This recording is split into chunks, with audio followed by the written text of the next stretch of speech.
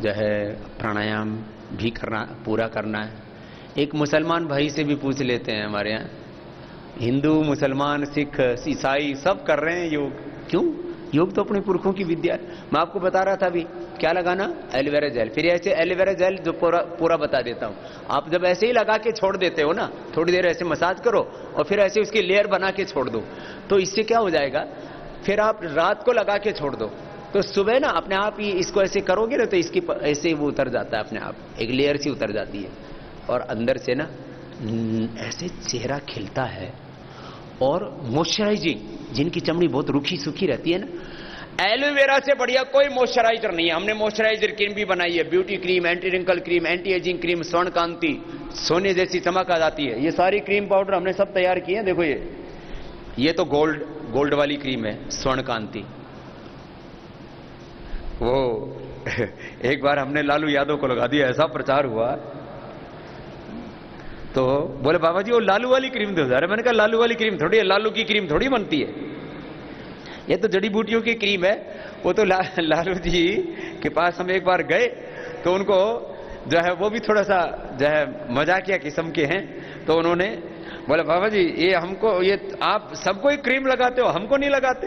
तो हमने उनको एक गोल्ड क्रीम लगा दी। ये पहले विदेशी कंपनियां ना इनको जो है ऐसी क्रीम ये 10-10 हजार रुपए में बेचा करती थी, 10-10 हजार रुपए में। हमने पहली बार ये हिंदुस्तान में इन विदेशी कंपनियों की लूट के खिलाफ ये अभियान चलाया कि देश का पैसा देश में रहना चाहिए और देश के लोगों को अच्छा स्वास्थ्य मिलना चाहिए। तो ये गोल्ड क्रीम बना दी हमने। तो जिनको ये अलग अलग ये सारी चीजें हैं, इनका लाभ भी है, मैं कह रहा हूं आपसे, लेकिन सबसे बड़ी चीज है एलोवेरा। ये सारी चीजें हैं, गोल्ड क्रीम है, एंटी एजिंग क्रीम है, मॉइस्चराइजर क्रीम है। तो मैं कह रहा था ये एलोवेरा मॉइस्चराइजर भी है सबसे बड़ा। ये हर्बल जो है ये हमने शेविंग जेल बना रखा है। जड़ी बूटियों से ये चीजें पहले ना मतलब एक तरह से चीजें खत्म सी हो गई थी, लोगों का इन पर ध्यान ही नहीं था। तो ये आपको मैंने थोड़ी सी बात बताई। हाँ भाई, क्या नाम है? ओम भाई। मेरा नाम जहांगीर अहमद शेख है, जम्मू एंड कश्मीर से। जम्मू एंड कश्मीर से, क्या बात? हाँ गुरुजी, इससे पहले मैं कभी योगा किया नहीं, ये फर्स्ट टाइम मैं योगा किया हूं। पहले योगा के बारे में हम लोग क्या सोचते थे, कोई ये शायद हिंदू धर्म का कोई रिलीजियस का कोई प्रैक्टिस करा रहे हम लोगों से, या लोगों को ऐसे ऐसे बोलते हैं। जी जी। इसलिए सर हम कभी योगा नहीं करते थे। फर्स्ट टाइम जब मौका आया यहाँ पे देखा, ऐसी कोई बात नहीं है, ऐसा कोई जोर जबरदस्ती नहीं है कि हमें किसी रिलीजियस के ऊपर कोई प्रैक्टिस कराया जा रहा है। मैं खुद की एक्सपेरिमेंट बोल रहा हूँ।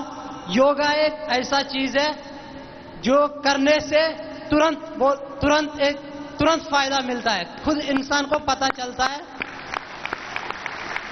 कि मैंने कोई आसन करके तुरंत फायदा होता है।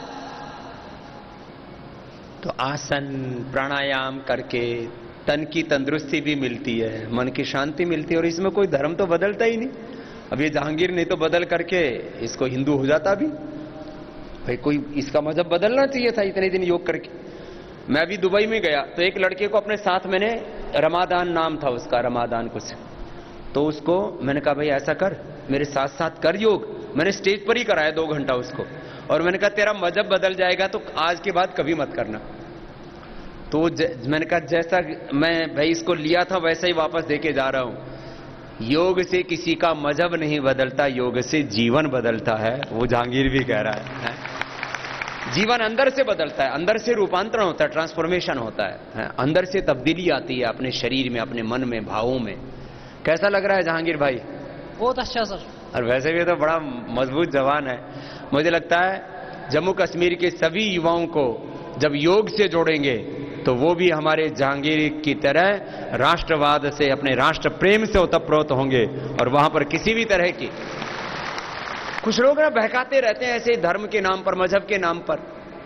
अरे भाई अपना कर्म ही अपना धर्म है, और मजहब तो हमें ये सिखाता है एक ईश्वर की उपासना करो। देखो क्योंकि मैंने सारे धर्मों की मूल जो शिक्षाएं हैं उनको पढ़ा है, तो इस्लाम की क्या शिक्षा है?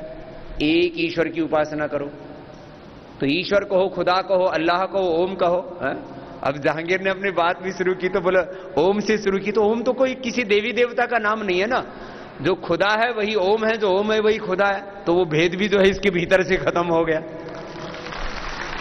तो एक ईश्वर की उपासना करो जो सबका मालिक है, और अपना कर्म अच्छा करो। ये सभी धर्म सिखाते हैं, अपना कर्म अच्छा करो और सबसे प्यार करो।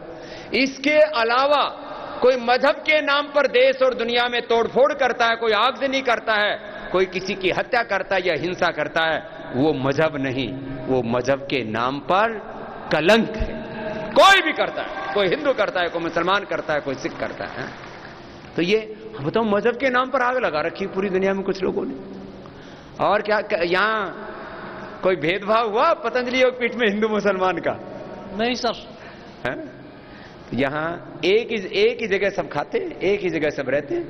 और हमारी जो फोर्सेज हैं, मिलिट्री और पैरा मिलिट्री हैं, वो तो इस हिंदुस्तान नहीं पूरी दुनिया के लिए धर्मनिरपेक्षता शब्द तो थोड़ा लोगों ने उल्टा पुल्टा उसकी व्याख्या की। मूल शब्द होता है पंथ निरपेक्ष। सेक्युलरिज्म क्या है, पंथ निरपेक्षता क्या है, उसका सबसे बड़ा प्रमाण है हमारी बीएसएफ और हमारी सेनाएं, हमारे अर्धसैनिक बल। यहां कोई भेदभाव नहीं, सब एक ही है भैया। हम एक ईश्वर की संतान है, और हमारा भारत हमारे लिए हमारा प्राण है। बहुत बहुत आशीर्वाद जहांगीर। ऐसे ही हमारे भीतर ना एक रूपांतरण आता है, ऐसे सबको करना है।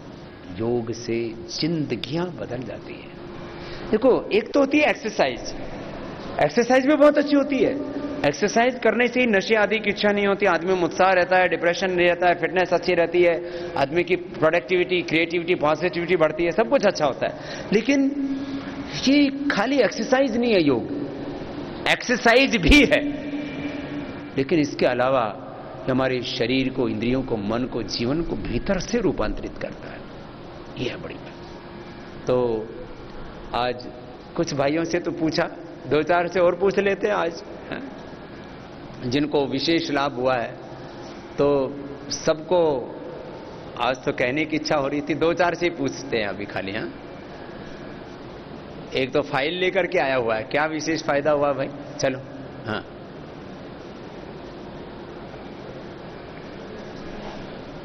बाबा जी के चरणों में शत शत नमन प्रणाम। मैं ऋषिपाल मलिक, सीमा सुरक्षा बल में एएसआई आरएम और फ्रंट हेडक्वार्टर नॉर्थ बंगाल से हूँ बाबा जी में, और रहने वाला हूँ मैं जिला मुजफ्फरनगर, उत्तर प्रदेश जी। मेरा गांव है खरड़। बाबा जी, बहुत दिनों से जो है मेरी ये इच्छा थी कि मैं आपके समक्ष उपस्थित होकर अपने दिल की बात रख सकूं जी। और मैं उस मातृ शक्ति को शत शत नमन करता हूं, क्योंकि 4 जून में हुकूमत ने वो दिन लाकर खड़ा कर दिया था कि हम आपसे साक्षात्कार शायद ना कर पाते, लेकिन उस मातृ शक्ति जिन्होंने आपको उस आफत से निकाल दिया, आपका जज्बे को कायम रखा, उसको मैं शत शत नमन करता हूं। अब मैं ये कहना चाहता हूं कि मैंने सर 2004 और 5 में टीबी को भयंकर रूप से झेला है, क्योंकि मुझे फिजिकल करने की थोड़ा जरूरत से ज़्यादा लगन थी, और मणिपुर में मेरी बटालियन थी 33 बटालियन, वहाँ मैं मणिपुर में था, तो आवश्यकता से अधिक कुछ फिजिकल हो गया, और मैं नॉन वेज खाता नहीं। मणिपुर में दूध घी मेरे को मिला नहीं, तो मेरे को 2004 में टीबी हो गया सर। टीबी हो गया? टीबी। जब उसका चेकअप कराया, वहाँ फ्रंट हेडक्वार्टर में बेस हॉस्पिटल था, 8 दिन मेरे को वहाँ भर्ती करके रखा, दुनिया भर के टेस्ट करे, दुनिया भर की दवाई, मलेरिया की दवाई खिलाते रहे, तो मेरा और बुरा हाल हो गया। मेरा टेम्परेचर कंट्रोल नहीं कर पाए वो, फिर टेम्परेचर थोड़ा नॉर्मल से ज़्यादा था, मेरे को डिस्चार्ज कर दिया। 3 दिन बाद मेरे को फिर बुखार चढ़ना शुरू हुआ, और दोबारा मैं अपने डॉक्टर के पास अपनी बटालियन में ही गया। डीसी डिमरी डॉक्टर थे कमांडेंट जी। उनको मैंने बोला, सर मेरे को बुखार है ही नहीं, मेरे को प्रॉब्लम दूसरी है, मेरे को कफ बहुत बन रहा है। तो उन्होंने मेरे को भर्ती कर लिया, और ग्रेस नाम की एक टैबलेट देकर के 3 दिन में मेरा टेम्परेचर नॉर्मल किया, और मेरे बार बार रिक्वेस्ट करने पर उन्होंने मेरा टेस्ट करवा, बाहर से एक आनंद लोक करके डायग्नोस्टिक सेंटर है, वहां से कराया। तो मेरे को जो स्पुटम टेस्ट होता है उसमें triple positive, AFB triple positive था। तो चेस्ट स्पेशलिस्ट को दिखा नॉर्थ बंगाल मेडिकल कॉलेज में, बोला ये तो एक्सटेंसिव कंडीशन है टीबी की और आपको नॉन वेज खाना पड़ेगा। अब नॉन वेज मैं खाता नहीं, मैंने डॉक्टर से आग्रह किया, सर आप मेरे को इतनी बात बता दो, अगर मैंने नॉन वेज नहीं खाया तो क्या मैं मर जाऊंगा? क्योंकि मेरे पीछे मेरे बच्चे हैं, मेरी कुछ जिम्मेदारी है, मैं वो तो पूरा करना चाहता हूं। तो डॉक्टर ने मेरे जज्बे को सैल्यूट किया और बोलने लगा, आप में इतना विश्वास है तो नॉन वेज की जरूरत ही नहीं है खाने की, आपका विश्वास ही आपको टीबी से बाहर कर देगा। और मैंने ट्रीटमेंट लिया हो, लेकिन 9 महीने की दवाई खाने के बावजूद भी मेरा कफ बनना बंद नहीं हुआ। तब तक आपका प्रचार प्रसार टीवी पर चल चुका था और मैंने आपको लगातार फॉलो किया। और फिजिकल स्टैंडर्ड आज से 24 साल पहले जो मेरा था उससे मेरा आज 5 गुना ज्यादा है। मैं 10 किलोमीटर की दौड़ लगाता हूं। 10 किलोमीटर? 10 किलोमीटर। और छुट्टी में जून के महीने में मेरे बच्चे मेरे साथ रहते हैं, मैं उनको लेकर के जून के महीने में छुट्टियां अभी भी। मैं आपका जो फरीदाबाद में कैंप था अंतर्राष्ट्रीय योग दिवस पे, उसमें कई बार मैंने फोन किया और मैंने वहां कैंप को अटेंड करना चाहता था। फिर मेरे मन में एक बात आई, मैं तो जानता ही हूं बाबा जी से मैंने बहुत कुछ सीखा है, तो मैं वो कैंप मेरे गांव में चला 16 तारीख से 21 तारीख तक, और उसमें 18 से 20 हजार रुपए खर्च किए। सहयोग मिला गांव वालों का और मैंने दोपहर में घूम घूम करके अपने बच्चों को साथ लेकर के मैंने वो कार्यक्रम किया। कुछ गांव वाले मुझे पागल की संज्ञा भी देते हैं, लेकिन मैं ये चाहता हूं कि मेरा ये पागलपन दिन प्रतिदिन और बढ़ता जाए, और आपने जो आह्वान किया है उसमें मैं अपनी आहुति देना चाहता हूं। क्या बात है। अब वो टीबी टाबी कहाँ है? वो टीबी का तो अभी अगर मेरे को फॉलो करे, मैं अपने पड़ोसी को टीबी नहीं होने दूंगा। तो टीबी जब क्रिटिकल हो जाती है ना तो दवाई से भी काबू में नहीं आती। अच्छा बाबा जी एक मिनट, अभी आप ये देखिए सर, मैं जो मेरे कैंप मैं अभी छुट्टी से कहा था 4 जुलाई में पहुंचा वहां, और मुझे पता चला कि मतलब BSF का कैंप चल रहा है पतंजलि में। मुझे बड़ी खुशी हुई, मैंने अपनी बात रखी, लेकिन मेरे अधिकारियों ने बोला आपकी ड्यूटी अलग है, हम आपको नहीं भेज पाएंगे। फिर मैंने ये टोटली परमात्मा पे छोड़ दिया कि अगर बाबा रामदेव से मुलाकात होनी है तो मैं जा पाऊंगा। 7 तारीख में मेरा एक्सीडेंट हो गया, मेरे पैर में फ्रैक्चर हो गया, और 8 तारीख में जब चेकअप कराया तो पैर में फ्रैक्चर, डॉक्टर ने प्लास्टर लगा दिया कि आपको मैं 1 महीने तक हिलने नहीं दूंगा। और 14 तारीख में वो प्लास्टर पक्का कर दिया, 5 किलो का प्लास्टर लगा दे यहां तक, घुटने तक। तो मैंने डॉक्टर के हिसाब से उन थोड़ा पोलाइट लेकर के उनको विनती करी, सर मेरे को मेरी बच्ची के रिगार्डिंग में गाजियाबाद जाना है। अरे बोला आप अगर मेरे को बताते मैं आपको प्लास्टर नहीं लगाना था, और आप कहीं से बाहर से ट्रीटमेंट ले लेते। डॉक्टर राकेश चौधरी है वहां पर, 2IC रैंक के हैं, तो उनसे बोला सर मेरे को आप रिस्क बॉन्ड पर यहां से डिस्चार्ज कर दो। उन्होंने मेरे को रिस्क बॉन्ड पर डिस्चार्ज किया। 19 तारीख में मैं एक डंडे के सहारे से लेकर के ट्रेन में बैठा और अपने घर पहुंच गया, मेरा गांव पड़ता है जहां पर। और 22 तारीख को मैंने वो प्लास्टर काट दिया और मोटरसाइकिल उठाई, पीठ पे लगा पिट्ठू बैग, और यहां इस कैंप में पहुंच गया। और यहां पर अपने सीनियर अधिकारी से परमिशन लेकर मैं यहां बैठा हूं, और मैं ये समझता हूं यहां 2000 से ज्यादा लोग बैठे हैं। जितना योग को मैंने समझा है 7 दूसरे ने नहीं समझा होगा, मेरे पास इसका एविडेंस है। खैर इसने वो टीबी की असाध्य अवस्था से अपने आप को बाहर निकाला, अब 10 किलोमीटर दौड़ सकता है। और नहीं तो ये जो है ना, एक बार फेफड़े कंडम हो जाते हैं ना, रिवाइव करना बड़ा मुश्किल होता है। जो कल मैं कह रहा था ना, डीजनरेट वे सेल्स, वो डीजनरेट हुआ सिस्टम, फेफड़े बेकार हो गए, लीवर किडनी पूरा कंडम हो गया ना शरीर, वो भी ठीक हो जाता है। हाँ, कहते हैं कंडम हो गया, ऐसा ये हालात रहते हैं। योग से ना पूरा सिस्टम उसको रिजिवनेट कर देते हैं उसको। हाँ, जबरदस्त है ऐसा। फिर सब रोगों की एक जड़ है, वो है स्ट्रेस, तनाव। तो योग करने वाले को तनाव तो होता ही नहीं, और अंत में एक हास्यासन और कर लिया करो तो सारा तनाव, सारा दुख, सारा दर्द, सारी पीड़ा अपने आप ही बह जाता है श्वासों के साथ। तो चलो हाथ उठा करके आनंद से झूमते हुए कैसे बनाते हैं पत्ता गोभी का सूप पतंजलि वेलनेस सेंटर में? तो चलिए जानते हैं। पर उससे पहले अगर आप मेरे चैनल पर नए हैं तो इसे लाइक और सब्सक्राइब कर ले ताकि नई नई जानकारी आपको मिलती रहे।